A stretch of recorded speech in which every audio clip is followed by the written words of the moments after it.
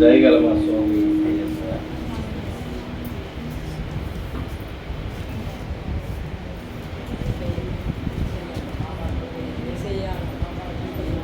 దయగల మా స్వామి మా యేసయ్యని బంగారు వందనాలు. ఉచితమైన కృపను బట్టి దయని బట్టి ప్రార్థిస్తున్నాం ప్రభా. ఇప్పటి వరకు ఆరాధనలో తోడుండి నీ నామానికి మహిమకరంగా నువ్వు పూజించిన దాన్ని బట్టి వందనాలు. ఈరోజు అంతటిలో ప్రభా జరగబడిన ఆరాధన అంతట్లో తోడున్నావు. అలాగే వాక్య భాగంలో తెలుచుండగా వాక్యంలోని మర్మాలను మూలార్థాలను నాకు మాకు తెలియచేయండి. మట్టి వానికి నిలబడుచుండగా కొద్ది నిమిషాలు నన్ను నిచ్చులు చాటున మరుగుపరచండి. మా నోటిని మీ బోరుగా వాడుకోనండి ప్రభా. నువ్వు చెప్పాను నాయన, నిలబడేవారు మాత్రం మీరు కానీ మాట్లాడేది మీరు కాదు. ఆ గడిలో పరిశుద్ధాత్మ దేవుడు మాట్లాడతారని చెప్పాను. పరిశుద్ధాత్మ దేవ మీరే నాతో మాతో మీరు మాట్లాడారు. నీ విలువైన మాటలను మా హృదయంలో నీరు కట్టి ఫలింపు దయచేసి వినగలిగిన చెవులు గ్రహించుకున్నది నాకు మాకు దయచేసి వ్యతిరేకతలు తిరుగుబడుకోవాలి ప్రతి ఒక్క యాంటీ స్పిరిట్ని మీరు బంధించి మీ ఆత్మకార్యాలు నా పట్ల మా పట్ల జరిగించి ఈ స్థలం అంతట్లో మీ యొక్క కంచి వేసి మీకు కాదు దయచేయండి. మా హృదయాలకు సరిపడిన వర్తమానం మాకు దయచేయండి. అలాగే మైక్ ద్వారా వింటున్న వారికి కూడా మీరు సహాయం చేయండి. వినగలిగిన చెవులు దయచేయండి ప్రభు. హృదయాల్లో నీరు కట్టి ఫలింపు చేసి వాక్యానుసారంగా జీవించడానికి సహాయం చేసి ప్రభు దయచేయండి. యేసుక్రీస్తు నామమున అడిగి వేడుకుంటున్నాం తండ్రి. మంచిదండి. మీ అందరికీ వందనాలు.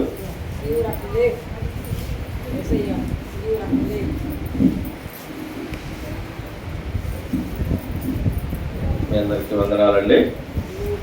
మనందరం కూర్చున్నట్లయితే మన పరిశుద్ధ గ్రంథం నుంచి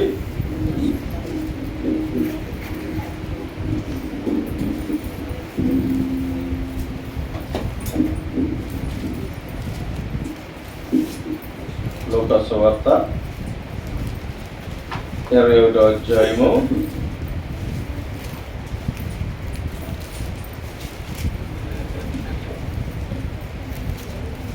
బైబిల్ ఉన్న వారందరూ ప్రతి ఒక్కరు బైబిల్ చూడండి. 21వ అధ్యాయము 33వ వచనం నుంచి చదువుకుందాం.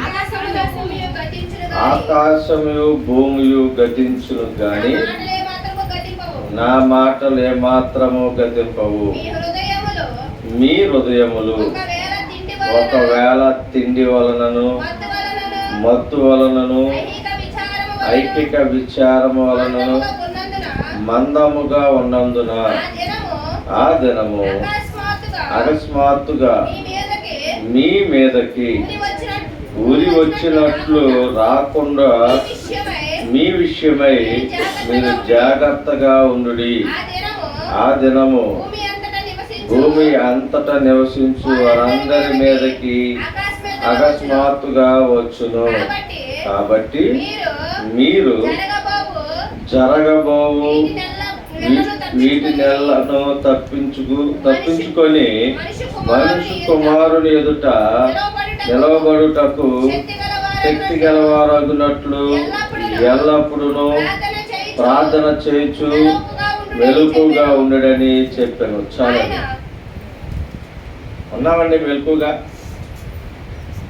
మెలకుగా ప్రార్థన చేస్తూ రాబో ఆపదను తప్పించుకున్నటకు ముందుగా ప్రార్థన చేస్తూ మెలకు కలిగి ఉన్నామండి. ప్రార్థన చేస్తున్నామా?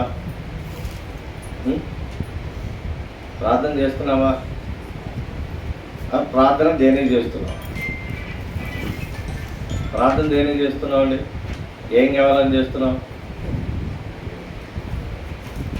అర్థం అవుతుందా? అర్థం కావట్లేదు. మైకేం పట్టలేదా? మనం ప్రార్థన ఏం కావాలని చేస్తున్నాం?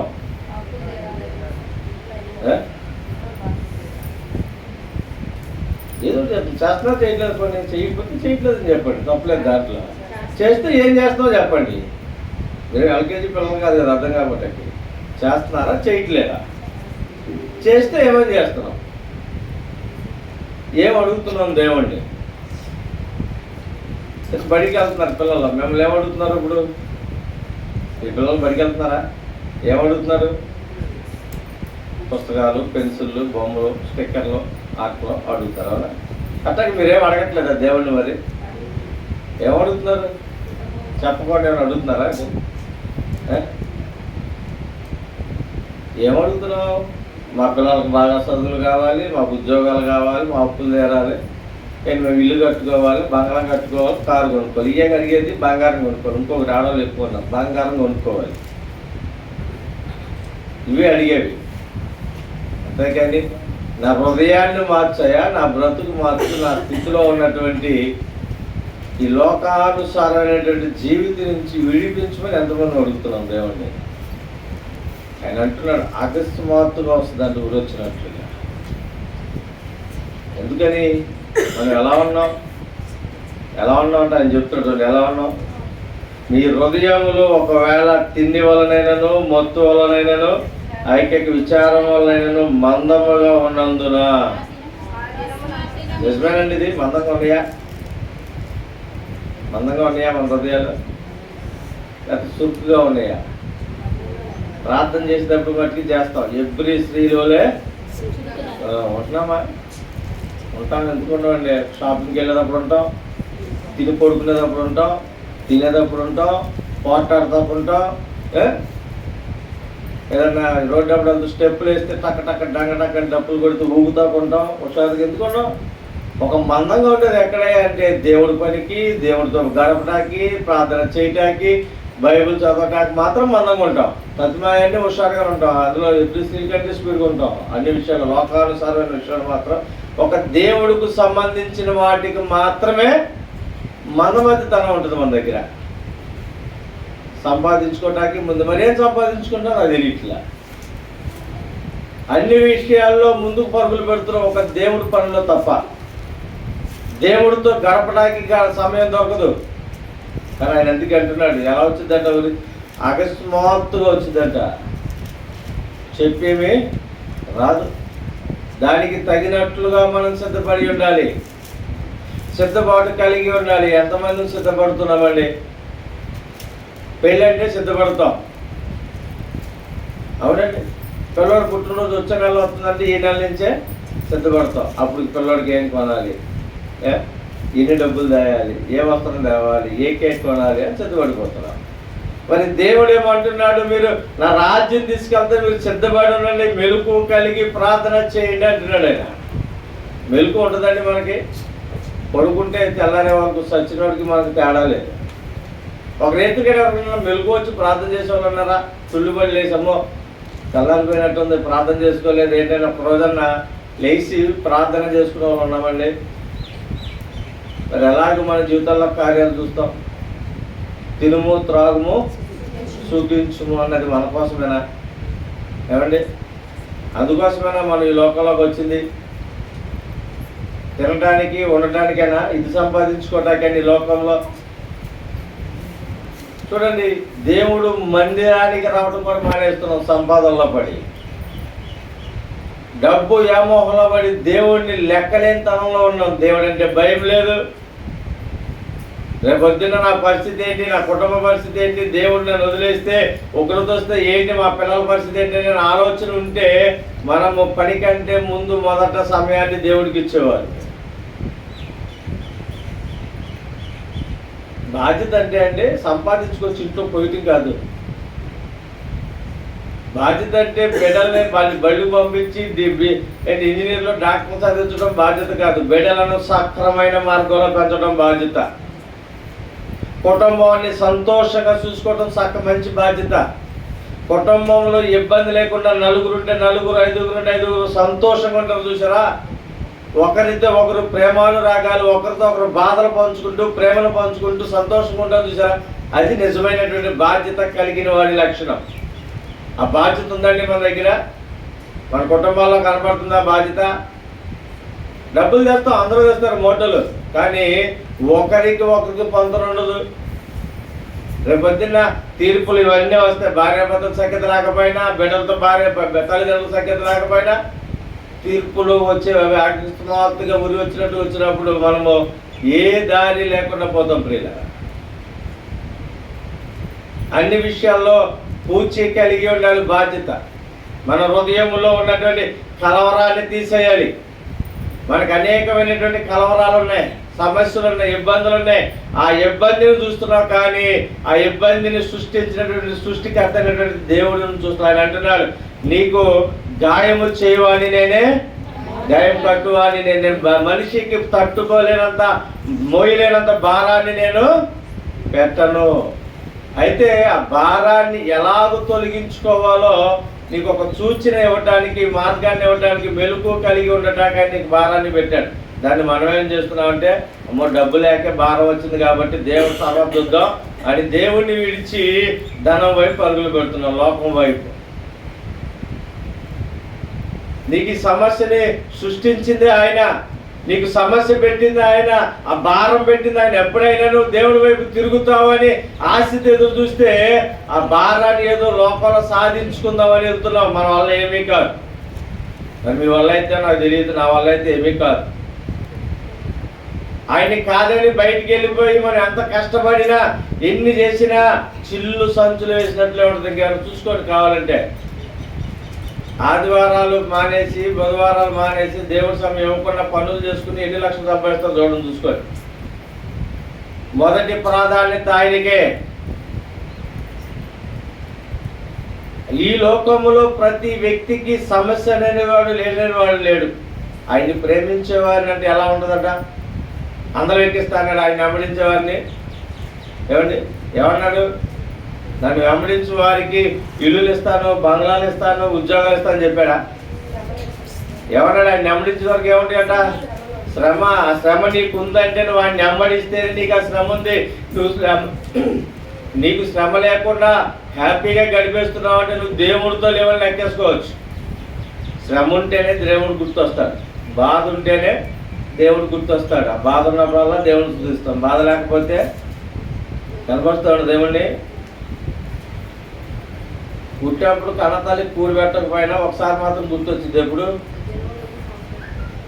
అప్పుడు కాదు, బతుకుండగానే గుర్తొచ్చింది. అమ్మకు అన్నం పెట్టకపోయినా వదిలేసి వచ్చినా కూడా గుర్తొచ్చింది అప్పుడప్పుడు. ఎప్పుడు? ఎదురు దెబ్బ ముళ్ళు ఎవడన్నా కొడితే గుర్తొచ్చినప్పుడు అమ్మ అంటాం, అప్పుడు గుర్తొచ్చింది. అది దేవుడు కూడా అంతే, బాధ వచ్చినప్పుడే గుర్తొస్తాడు. అందుకనే శ్రమ అదొక ముళ్ళుగా పెట్టాడు. మనకు ఆర్థికంగా ఇబ్బంది ఉందా? అదొక శ్రమ, దేవుడు పెట్టిన ముళ్ళే. మన హృదయంలో కలవరపడుతున్నాం, వేదన పడుతున్నాం. దేనికోసం? ఆ వేదన దేవుడి మందిరంలో పడి వచ్చాడు, పాదాల చెంత మొదలుపెట్టు చూద్దాం తిరిద్దలేదు. కానీ అది మాత్రం చెయ్యం. ఖాళీగా కూర్చోడానికి ఇష్టపడతాం, నిద్రపోతానికి ఇష్టపడతాం, బయటికి వెళ్ళి కష్టపడతానికి ఇష్టపడతాం. కానీ దేవుడు సన్నిధిలో అరగంట మోకరించి ప్రార్థన చేయడానికి ఇష్టపడతాం. ఈ లోకంలో సంపాదించుకుంటే ధనమే సంపాదించుకున్నాం, కానీ పిల్లల హృదయాన్ని బాగు చేసుకోలేం. ఆయన అందుకనే ఆయన అంటున్నాడు, మన జీవితాలు వ్యర్థంగా పాడైపోతున్నాయి. వాటిని ఎదుర్కొంటకు, వాటి నుంచి విడిపించబడాలంటే మెలకు కలిగి ప్రార్థన చేయాలి. ఆయనతో ఎక్కువ సమయం గడపడానికి ఇష్టపడాలి. ఈ లోకంలో సంపాదించుకున్నాడు, ఈ లోకంలో నిలబడితే శారీరకంగా సంపాదించుకున్నది ఏదైనా ఎక్కడ ఇవ్వబడుద్ది. బంగారమైనా, పొలమైనా, వస్త్రాలైనా, ఇంకేమైనా సరే శారీరకంగా సంపాదించుకున్నవి ఇక్కడ ఇవ్వబడతాయి. ఆత్మపూర్ణంగా సంపాదించుకున్నవి మాత్రమే అవి మనతో వస్తాయి. ఆయన అంటున్నాను, నేను మీకంటే ముందు నా తండ్రి రాజ్యం వెళ్తున్నాను, మీకోసం అక్కడ నేను స్థలాలను ఏర్పరుస్తాను. నేను నీతిమంతుడిని, ఈ లోకాన్ని జయించాను, నా తండ్రి రాజ్యంలో ఉన్న మీరు నీ లోకాన్ని జయించని నేను మిమ్మల్ని నా రాజ్యం తీసుకెళ్తాకు వస్తానంటున్నాడు ఆయన. అది శాశ్వత రాజ్యం, అక్కడ శాశ్వత కాలం ఉంటుందండి. ఇప్పుడు ఏలియా, ఎలీషాలు అందరూ సంపాదించుకోలేక దేవుని వెంబడించారంటారా? వాళ్ళకేమీ లేకే వెళ్ళిపోయారా? దేవుని సంపాదించుకోలేక వెళ్ళిపోయారంటారా? ఏలియా, ఎలీషా అయితే ఏం చేశాడు? ఉన్న వాటిని కూడా వదిలించేసి వెళ్ళిపోయాడు. మళ్ళీ ఎన్ని తిరిగి చూస్తే కనపడితే మళ్ళీ తిరుగుతామేమో. ముందుకు సాగటం మొదలు పెట్టాక వెనుదిరిగే ఆలోచన ఎవరికి ఉంటుందా అంటే లెక్కలేనితనమో లేకపోతే పౌరుషం లేని వాడు ఎటు తిరుగుతాడు. కసి పట్టుదల లేనివాడే వెనుదిరిగిపోతాడు. కారణం ఎందుకో తెలుసా? పిరికి ఆత్మ, పిరికితనం. నా బ్రతికింతే, నా స్థితి ఇంతే. సాతానుడు ప్రతి వ్యక్తిని అయిపోయింది నీ జీవితం ఇంతే, నీ బ్రతుకుతాం కంటే సావరాదా అని చెప్తున్నాడు వాడు. అందుకే దేవుడు కూడా చెప్తాడు, పిరికి ఆత్మ కలిగిన వారు, పిరికి వారు నా రాజ్య వ్యాప్తికి పనికిరారు. ఎవరు పనికిరారంట? పిరికి వారు ఆయన రాజ్య వ్యాప్తికి పనికిరారు. ఆయన రాజ్యంలోకి ప్రవేశించలేదు పిరికి వారికి. పిరికితనం మనలో ఉందంటే సాతాను మనం బహుఘోరముగా ఏ విషయంలో అయితే మనము వంగేమో, ఏ విషయంలో లోబడ్డామో వాడికి ఆ విషయంలో ఇంకా ఇంకా వంగదీస్తూనే ఉంటాడు. మీకు అనేక మార్లు చెప్పాను నేను నా భార్య విషయంలో. కారణం ఎందుకో తెలుసా? వాడిని ఎప్పుడైతే మనం జయించగలుగుతామో, వాడిని ఎప్పుడైతే దేవుడు సన్నిధిలో మనం మోకరించి కాళ్ళ కింద శతకుదొక్కుతామో అప్పుడు వాడు రాడు. దేవుడికి మనం అధికారం ఇవ్వాల. ఏ విషయంలో మనం బలహీనలో ఉన్నామో ఆ విషయంలో దేవుడికి అప్పచెప్పాలి. ప్రభా, ఈ స్థితిలో నేను బలహీనంగా ఉన్నాను, నన్ను ఈ స్థితిలో నుంచి లేవనెత్తు ఆయన అంటున్నాడు. మీ ముందు నేనుండి యుద్ధం చేస్తాను, మీ ముందు నేనున్నా, మిమ్మల్ని నడిపించువాని నేనే, మీ పాదములకు రాయి కూడా తగలకుండా ఎత్తి పట్టుకున్నవాని నేను అంటున్నాడు ఆయన. మరి మన బాధలు తీరాడండి ఆయన. మన బాధలు ఆయనకి తెలీదా? మన సమస్యలు ఆయనకి తెలీదా? సమస్తము తెలుసు. ఆయన సిద్ధంగా ఉన్నాడు తీసేటానికి, తీసిపించుకోవటానికి నువ్వు సిద్ధంగా ఉన్నామా మనం అండి? మనం వాటిని తొలగించుకోవటానికి, ఆయన ఎదుట ఒప్పుకోవటానికి సిద్ధంగా ఉన్నామా? సేవకొచ్చిన కొత్తలు అనుకున్న వచ్చి అనవసరంగా వచ్చాను, నేను బ్రతకలేను, నాతో పాటు నా భార్యని నా బిడ్డలను తీసుకొచ్చి వీళ్ళ కూడా ఇక్కడ చంపేయాలి. ఇక పరిస్థితి లేదు, తినడానికి లేదు, అట్లా ఎవరి దగ్గరికి వెళ్ళి చేయిజా పడుకోవటానికి ఇష్టం లేదు. నేను ఆ రోజు నిబంధన చేసుకున్నాను, సావైనా బ్రతుకైనా ఇక్కడే. అయితే నీవు నాకు బియ్యం ఇచ్చే వరకు, నా ఇంట్లో డ్రమ్ము నిండే వరకు నేను ఒక నీళ్లు తాగి బ్రతుకుతా, టిఫిన్ కూడా చేయను, అన్నం తిన్ను, ఏమి తిన్ను, నువ్వు ఇస్తే తింటా, లేదంటే ఎట్టాగా చచ్చిపోతా. నేను నిబంధన చేసుకుని కూర్చున్నా. 43 రోజులు తిన్నా నేను. ఈ ఊరు వచ్చాక సువార్త చెప్పడానికి వచ్చి నాకు తింటానికి అన్నీ ఉన్న 43 రోజులు మానేసాను తింటాం. నువ్వు ఇస్తేనే నేను తింటా, ఎన్ని తిరిగి వెళ్ళను. అట్లా నా తల్లిదండ్రులు నేను అడగను, ఎవరి దగ్గరికి వెళ్ళి నాకు గడవటం లేదు దేహి అని నేను అడుక్కోను అని ప్రార్థన చేసి నిబంధన చేసుకుని కూర్చున్నాను. అంతే. ఏదో ఊరు వెళ్ళేవాళ్ళు, వాళ్ళు భోజనం పెట్టేవాళ్ళు, పిల్లలకు పెట్టేవాళ్ళు, మేము తినేవాళ్ళం కాదు. ఇంకా మాకు అక్కర్లేదు. నా ఇంట్లోది నేను నిబంధన పెట్టుకున్నంత నాకు ఇది టార్గెట్. నా ఇంట్లో బియ్యం 45 కేజీలు పట్టింది. 44వ రోజు 130 కేజీలు బియ్యం వచ్చినాయి. 3 తెచ్చారు, 4 తెచ్చారు, 130 కేజీలు బియ్యం వచ్చినాయి. ఈ రోజుకి మా ఇంట్లో ఏదో బియ్యం అయిపోయినాయి అన్నమాట. నేను వెళ్ళినప్పుడు 8 సంవత్సరాల్లో. ఎందుకో తెలుసా? కార్యం చేయగల సమర్థుడు ఆయన. కార్యం ఆయన చేయాలి. మన కష్టము, మన బాధ, మన ఆనందం, మనం చేసే అన్ని తాత్కాలికమైనవే. మనం చేసే కష్టము, మన శ్రమ, మన బాధ కంటులో నలక లాంటిది. అంతకంటే ఎక్కువ మనం సంపాదించలేం. కానీ ఆయన ఇస్తే శాశ్వత కాలం ఉంటుందండి. ఆయన మనతో ఉండే నిత్యము సంతోషమే. ఆ సంతోషాన్ని సంపాదించుకోవాలి. ఆయన మనతో ఉండాలని అడగాలి. అంతేకాని అయిపోయింది మన జీవితం, ఇంకేముందిలే, ఇంకెందుకులే ఈ బ్రతుకు, నీది గారమ్మా, బహుఘోరంగా వాడు మనల్ని ఇంకా అణిసివేస్తాడు. కీడు వెంబడంటే ఏముంటుంది? మేలు ఉంటుందంట. శ్రమ వెంబడి చూడండి, ఎలా పంట వేస్తే 6 నెలలు కష్టపడతారు రైతులు. ఆ తర్వాత ఏమొచ్చింది? పంట పాతకాలం వచ్చినప్పుడు నవ్వుతూ సంతోషంతో పంట కోసుకుంటారు. శ్రమ పడకుండా ఏది రాదు, ఊరకనే వచ్చేది, ఊరకనే పోద్ది. దేవుడిని అడగాలి, ప్రభు నా కష్టానికి తగిన ప్రతిఫలం దయచే. నేను ఎందుకు ఇలా దిగజారిపోయిన, నా స్థితి ఏంటి, నా హృదయం ఎందుకు మందమైపోయింది, ఏ విషయంలో నేను తప్పిపోయానని ఎంతమంది అడుగుతున్నామండి. ఏ విషయంలో జరగకపోతే జరగలేదని ఫీల్ అవుతున్నాం, కానీ ఈ కార్యం జరగకపోవటంలో లోపం నాదే. ఏ విషయంలో నేను లోపం ఉంది ప్రభా, ఆ లోపాన్ని నాకు తెలియచేయి, నేను ఒప్పుకుంటాను ఎంతమంది అడుగుతున్నాం. లోపం నాదే నేను అడగాలమంటే అడుగుతున్నాం అసలు దేవుణ్ణి. నాలో లోపం ఉంది కాబట్టి ఈ కార్యం జరగలేదు, ఆ లోపం ఏంటని అడిగామా? అడగం. ఎందుకు చేయలేదని అడగలమా? అడగలేం. ఎందుకని అడగలేమండి?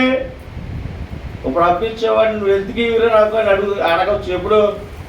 అంతకు ముందు ఇచ్చినప్పుడు తిరిగి ఇచ్చేస్తే మళ్ళా అడగటానికి ఉంటుంది. అది ఇవ్వకుండా నువ్వు ఎందుకు ఇవ్వని అడుగుతామా? అడగలమా అంటే ఇస్తారా? దేవుడికి ఇవ్వాల్సిన సమయాన్ని దేవుడికి ఇస్తే దేవుడిని అడగగలుగుతావు. నువ్వు ఇచ్చావా? దేవుడి సమయం దేవుడికి ఇచ్చామా? దేవుడి దర్శనం దేవుడికి ఇచ్చామా? సమయం ఇచ్చామా? ధనం ఇచ్చామా? ఏమిచ్చాం? ఏమి కారణం ఏంటి తెలుసా? ఎంతున్న మనకే చాలు. తృప్తి ఉందండి మానవుడికి అసలు? దేంట్లో తృప్తి ఉంది అసలు? తృప్తి కలిగి బ్రతకాలి. తృప్తి కలిగి బ్రతకాలండి. బ్రతికేటప్పుడు దేవుడి వైపు మాత్రమే చూడాలి. ఈ లోకం వైపు చూస్తే ఎప్పుడు తృప్తి ఉండదు. మనం చేయవలసింది ప్రార్థన చేస్తాం. అంతేపు చేస్తాం. తృప్తి ఉంటుందండి ప్రార్థనలో. 10 నిమిషాలు చేయగానే తృప్తి వచ్చేసిద్దాము. ఎంతసేపు చేసామో. దేవుడి సమయంలో తృప్తి చూస్తున్నాం, కానీ లోకానుసార సమయంలో తృప్తి చూడట్లేదు. దేవుడితో ఎక్కువ సమయం గడపాలి. ఆయన అంటాడు ఎత్తుకు. కాబట్టి మీలో జరగబోయే వీటన్నిటిని తప్పించుకుంటకు మనుషు కుమారుని ఎదుట నిలవబడుటకు భక్తి గలవారగినట్లు ఎల్లప్పుడూ ప్రార్థన చేయుటూ మెలుకు కలిగి ఉండండి. మనం ఏ విషయంలో మెలుకు కలిగి ఉండట్లేదు. మనలో పట్టుదల ఉండాలి. దేవుడు నాతో ఎందుకు మాట్లాడడు, దేవుడు నా పక్షాన్ని ఎందుకు కార్యం చేయడు అని ఇప్పుడు పట్టుదల కలిగిందండి. ఎవరైనా తిడితే పట్టుదలతో అడుగుతాం, నన్ను ఎందుకు తిట్టేవాడు అని తిడతాం. దేవుడు నీకు కార్యం చేసినప్పుడు నాకు చేయనప్పుడు నేను ఎందుకు అడగకూడదు? ప్రభు వాళ్ళకి కార్యం చేసి నాకు ఎందుకు చేయవు? నేను ఎందుకు ఆ కార్యం పొందుకోవడానికి తగినటువంటి అర్హత నాకు లేదా అని అడగలేమండి. 2 కొడుకులు ఉన్నప్పుడు ఒక కొడుకుకి బయట కొని పెడితే రెండో కొడుకు అడుగుతాడు అడగడా? ఎందుకు కొని పెట్టమని లాయర్ కంటే ఎక్కువగా అడుగుతాం. మొత్తం ఈ పరమ తండ్రిని ఎందుకు అడగలేకపోతున్నాం? పట్టుదలేది. లోకానుసారమైనటువంటి తల్లిదండ్రులు తాత్కాలికమైన ఇస్తారు. ఈ పరమ తండ్రి ఆత్మీయ తండ్రి ఇచ్చేటువంటి బహుమానము శాశ్వత కాలం ఉంటుందండి. అది విలువైన వాటి కోసం ప్రయాసపడాలి. మనం విలువైన వాటిని విడిచి వ్యర్థమైన వాటి కోసం పరుగులు పెడుతున్నాం. ఈ లోక మాలిన్యం కోసమే పరుగులు పెడుతున్నాం. ఈ లోకంలో ఉండేవన్నీ తాత్కాలికమైనవే. పేరు కావచ్చు, ధనం కావచ్చు, డబ్బు కావచ్చు, ఆస్తులు, అంతస్తులు అన్నీ కూడా అవి తాత్కాలికమైనవే. పౌలు గారు అంటున్నాడు, ఆయన ముందుకు వెళ్ళిపోతే ఏమన్నాడు? వెనుకున్న వాటిని విడిచి ముందేమని అంటే ఆయన ఒక రాజ్యం ఉంది, ముందున్న వాటి కోసం ఎగిరిపడుతున్నాడు. ఎందుకంటే నిత్యత్వంలోకి వెళ్ళటానికి ఆశపడుతున్నాడు. ఆయన నిత్య రాజ్యంలోకి వెళ్ళటానికి ఆశపడుతూ వెనుకున్న వాటిని వదిలేసుకుంటూ వెళ్ళిపోయాడు. కానీ వెనుదిరిగి చూడాల. ముందుకు పోయి వెనక్కి రాలా. ఒక ఆమె వచ్చింది, ఏమైపోయింది? ఏమైనా సంపాదించుకుందండి? కారణం ఏంటంటే వెనుదిరిగి ఆలోచన తిరిగి వాడికి ఉంటుంది, మరలా ఏమి చేయలేనటువంటి వాడికే ఉంటుంది. కానీ యథార్థత కలిగి ముందుకు సాగేవాడిని, దేవుడి వైపు చూసేవాడు వెను తిరగటానికి ఇష్టపడి. దేవుడు అంటున్నాడు కదా, ఏమన్నా నాగటి మీద చేవేసి వెనుదిరుగువాడు ఏదైనా కావచ్చు, ఏ విషయంలో ఎదుర్కోడు.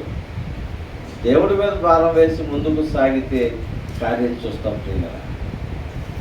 ఆయన అనంత జ్ఞాని, సమస్తం ఆయనకి తెలుసు. ఏది ఎప్పుడు ఇవ్వాలో అప్పుడే ఇస్తారు. మన కొరకు ఆయన కల్వరి శిలువలో ప్రాణం పెట్టాడు. నన్ను రక్షించుకోవటం కోసం ఆయన ఈ లోకానికి వచ్చి మనల్ని రక్షించుకుని నీతిమంతులుగా తీర్చి ఆయన రాజ్యం మరలా ఆయన కొనుక్కోవాలి. నీతిని మనము దాచుకోవాల్సిన వారమైన, కానీ దానిని మనము పోగొట్టుకున్నాం. ఈ రోజైనా దాన్ని తిరిగి సంపాదించుకోకపోతే, ఎప్పటికైనా దాని కొరకు ప్రయాసపడకపోతే మన జీవితం అర్థమైపోతుందండి. మన హృదయాలు ఈ లోక సంబంధమైన వాటితోటి మందమైపోయినాయి. అందుకే ఆయన డైరెక్ట్గా చెప్తున్నాడు. ఆయన మీ హృదయంలో ఒకవేళ తిండి వల్లనైనాను, మత్తు వల్లైనను ఐక్యకి విచారం వల్లైనను మందముగా ఉన్నందున ఒక దినము అకస్మాత్తుగా మీ మీదకి ఉరి వచ్చినట్లు రాకుండా మీ విషయమై మీరు జాగ్రత్తగా ఉండి ఆ దినము భూమి ఎంతట నివసించు వారందరి మీద కానీ ఒకరి మీద కదలవు, మీ మీదకి నా మీదకి కాదు, ఎక్కడికంట భూమి మీద ఉన్న వారందరికీ దాన్ని తప్పించుకోవటానికి సిద్ధపడి ఉండాలి. తుఫాను వస్తుందని హెచ్చరికిస్తారు అనుకోండి, ఏం చేస్తారు? ఊళ్ళో కొంతమంది మీదకి వస్తారు తుఫాను, ఊరి మీదకి వచ్చేస్తారు. అప్పుడు ఏం చేస్తారు? ఎత్తైనటువంటి బిల్డింగులు, దూర ప్రాంతంలో ఉన్నటువంటి బలముగా ఉన్నటువంటి వాటికి ఎత్తైన బిల్డింగ్లు ఎక్కి కూర్చుంటాం, సిద్ధపాటు కలిగి దానిని తుఫాను తప్పించుకోవటానికి ఎలాగూ ఏర్పరచుకుంటామో దేవుడు రాకడ ఉగ్రత వచ్చేటప్పుడు దాని నుంచి తప్పించుకోవటానికి సిద్ధము కలిగి ఉండాలి. మనుషు కుమారుని ఎదుట నిలవబట్టడానికి కావలసిన అర్హతను సంపాదించుకోవాలి. ఈ మట్టి శరీరంలో ప్రాణం ఉండగానే చనిపోయాక అవకాశం ఉంటుంది అనుకుంటారేమో. ఈ మట్టి శరీరం ప్రాణం పోయాక మరలా సరి చేసుకోవటానికి దిద్దుబాటు చేసుకోవటానికి అవకాశము లేదు. ఈ మట్టి శరీరంలో ప్రాణం ఉండగానే మనము సరి చేసుకోవాలి. అందుకే ఆయన అంటున్నాడు, మెలుపు కలిగి ప్రార్థన చేయండి, భారం కలిగి ప్రార్థన చేయాలి. మన కుటుంబం కొరకు, మన బంధుమిత్రుల కొరకు, సంఘం కొరకు, మన ఊరు కొరకు, మన దేశం కొరకు మనమే ప్రార్థన చేయాలి. మనం తింటేనే మన కడుపు నిండిద్ది.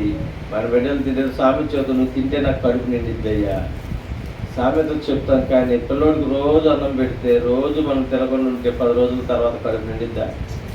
అంటే మాటకి చెప్పుకునేదానికి నిజ జీవితానికి చాలా తేడా ఉంది. అలాగే ప్రార్థన సేవకులు చేస్తే ప్రతిఫలం ఉంటుంది, కానీ నీవు చేసుకోకుండా ఉంటే దానికి ఉపయోగము ఉండదు. మొక్కకి పైన నీళ్ళు పోస్తే పైన నెగనెగలు అంతా కనపడదు. అది మొదట నీళ్ళు పోస్తే ఎప్పుడు ఎక్కువ కాలం బతికిద్ది, మొదట నీళ్ళు పోస్తే బతికిద్ది. ఊరినే పైన అట్లా నీళ్ళు కొట్టి వెళ్తే బతికిద్దా? వేరుల కాడ నీళ్ళు పోయాలి, అప్పుడే బలం పడుతుంది. ప్రార్థన అనేది మనం కట్టుకున్నటువంటి ప్రార్థనే, మనం చేసుకున్నటువంటి ప్రార్థనే మన ప్రాకారం. ఎదుటి వారు చేసే ప్రార్థన తాత్కాలిక ప్రాకారానికి ప్రాకారమే, కానీ పునాదిని మనమే వేసుకోవాలి. బలమైనటువంటి పునాది క్రీస్తు అనేటువంటి బండ మీద మనము పునాది వేసుకోవాలి. ప్రియులారా, ఈ లోక సంబంధమైనటువంటి వాటి నుంచి విడిపించబడాలి, ఈ లోక మాలిన్యం నుంచి విడిపించబడాలి. తాత్కాలికమైనది, ఎప్పటికి ఎంత కావాలంతే, అంతే. ఏ రోజు కీడు ఆ రోజే చూసుకుంటారు. రేపటి గురించి రేపు చింతించుకుంటుందట. మనం రేపు కాదు 10 సంవత్సరాల తర్వాత కూడా లెక్కేసుకుంటున్నాం, దాస్తున్నాం. కానీ ఆయన అంటున్నాడు, ఎర్రివాడ ఈ రాత్రి నీ ప్రాణం అడిగితే నీ డబ్బు ఎవరికి చేరునో నీకు ఎరుక. మనము మన హృదయాన్ని జాగ్రత్తగా కాపాడుకోవాలి. మన కుటుంబంలో ఉన్న మన బిడ్డలను, మన భార్య, భర్త, తల్లిదండ్రులు, పిల్లలు వీరి కొరకు ప్రయాసపడాలి. వారికి కడుపు నిండా పెట్టాక ఆ తర్వాత హృదయం సరిగా కాపాడుకోవడానికి బిడ్డలను జాగ్రత్తగా పెంచుకోవాలి. ప్రార్థన అనేటువంటి వలయం కుటుంబానికి వేసుకోవాలి. రేపు రాకడ సమయంలో ఎత్తబడే గుంపులో ఉండేవారిగా, ఆ తీర్పులో నిలబడేవారిగా, మనిషి కుమారుడు ఎదుట నిలబడి తీర్పు అందుకుని పరలోక రాజ్యం వెళ్ళటకు తగినటువంటి అర్హతను మనం సంపాదించుకోవాలి. అంతేకాని ఏదో యేసు ప్రభుని నమ్ముకున్నాం, ఆరాధనకి వెళ్ళాం, వచ్చాం, అయిపోయింది అన్నట్టుగా అయితే ఏమి ఉపయోగం ఉండదండి. అలాంటి భక్తి కాదు. కానీ నిజమైనటువంటి భక్తి, మన హృదయాలు అనేక విషయాలతో మందముతో అయిపోయిన ఈ లోకంలో ఉన్నటువంటి చాలా విషయాలే మనకు తెలుసు, నేను చెప్పవసరం లేదు. ఏ విషయంలో మనము దేవుణ్ణి దగ్గరించి వెళ్తున్నాము, ఏ విషయంలో దేవుడికి దూరం అవుతున్నాం అన్నది మన హృదయం మనకు ఆల్రెడీ చెప్తూ ఉంటుంది. అందుని బట్టి మన హృదయాన్ని సరి చేసుకుంటూ మన అందరం ప్రార్థన చేసుకుందాం. ప్రభా, నేను ఏ స్థితిలో జారిపోయాను, ఏ స్థితిలో నా హృదయం మందమైపోయిందో, ఏ స్థితిలో నీకు నేను వ్యతిరేకంగా మారిపోయాను, ఏ విషయంలో నేను లోబడిపోతున్నాను సాతానుడికి, ఏ విషయంలో పిరికివాడిగా ఉన్నానని మనందరం వచ్చి ప్రార్థన చేసుకుందాం. విన్న వాక్యాన్ని బట్టి ప్రార్థన చేసుకుందాం. పరిశుద్ధుడా, మహోన్నతుడా, దయగల మా స్వామి, మా యేసయ్య, ఈ బంగారు పాదములకి నీకు వందనాలు ప్రభా. నీ ఉచితమైన కృపను బట్టి, దాన్ని బట్టి ప్రార్థిస్తున్నాం తండ్రి. అయ్యా ఈ లోకంలో తిండి వలన, దానం వలన, పాపం వలన, వేషధారణ వలన నాయన ఈ లోక అలంకరణ నా హృదయం మందముగా అయిపోయింది అయ్యా. నా బ్రతుకు ఇంతే, నా స్థితి ఇంతే అని నేను నాయన నీరు గారిపోయిన వాడిగా, వెనుదిరిగే వాడిగా అవుతున్నాను. వెనుదిరిగే మనసును తీసివేయండి, పిరికి ఆత్మను తీసివేయండి. ఎక్కడ నన్ను పౌరుషం కలిగి నాయన ధైర్యముతో నాయన నువ్వు ఉన్నావు అనేటువంటి విశ్వాసంతో ముందుకు సాగుటకు సహాయం చేయండి. పిరికి ఆత్మను తీసివేయండి, పిరికి మనసును తీసివేయండి, పిరికి ఆలోచన తీసివేయండి అయ్యా. ఈ లోకంలో ఉన్నటువంటి వ్యర్థమైన వాటిని చూసి మా బ్రతుకులను నాయన మేమే నాయన మా జీవితాలను కాలం రాసుకుంటున్నాం. నీకు వ్యతిరేకంగా ఉంటున్నాం ప్రభావ, నీకు లోబడలేకపోతున్నాం, నీ పరిసరలో వాడవాడలేకపోతున్నాం. కారణం ఈ లోకాశలే, ఈ నేత్రాశ, శరీరాశ, ఈ లోకపు జీవడమే ప్రభావ. వాటి నుంచి విడిపించండి నాయన, వాటి నుంచి విడిపించండి. లోబట్టడం నేర్పించండి, తగ్గింపు జీవితం దయచేయండి. మీ సన్నిధిలో మొరపెట్టడం నేర్పించండి నాయన, మోకాళ్ళ అనుభవం మాకు నేర్పించండి. ప్రార్థనాత్మ దయచేయండి నాయన, మెలకు కలిగి మీ సన్నిధిలో మీతో మాట్లాడే అనుభవం మాకు దయచేయండి. రాబో ఉగ్రతను తప్పించుకోవడానికి తగినటువంటి జ్ఞానమును, బుద్ధిని నాకు మాకు అందరికి మీరు దయచేయండి. ఇక్కడ వీళ్ళందరితో మీరు ఆత్మచేత మాట్లాడే ప్రభు, మరలా వాక్యానుసారంగా నాయన సన్నిధిలో ప్రార్థించుకునే వాటిని నాకు మాకు దయచేయండి.